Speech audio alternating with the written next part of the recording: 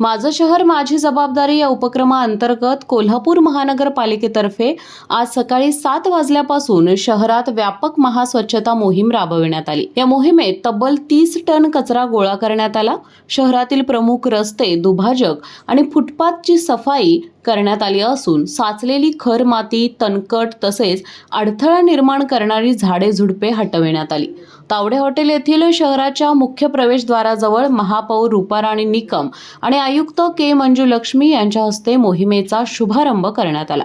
महापौरांनी शहरातील विविध भागांना भेट देत सेवाभावी संस्थांसमवेत प्रत्यक्ष स्वच्छता मोहिमेत सहभाग घेतला।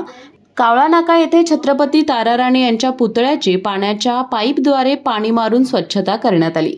यावेळी विरोधी पक्षनेते राजेश लाटकर, सभागृह नेते मुरलीधर जाधव, अतिरिक्त आयुक्त रविकांत अडसूळ उपस्थित होते। उपमहापौर अक्षय जरग आणि गटनेते इंद्रजित बोंद्रे यांनी रंकाळा चौपाटी परिसरात स्वच्छता मोहीम राबवून उपमहापौर अक्षय जरग यांनी स्वतः दुचाकीवरून रंकाळा परिसरात धूर फवारणीही केली। यावेळी शिल्पा दरेकर, उपायुक्त परितोष कंकाळ उपस्थित होते।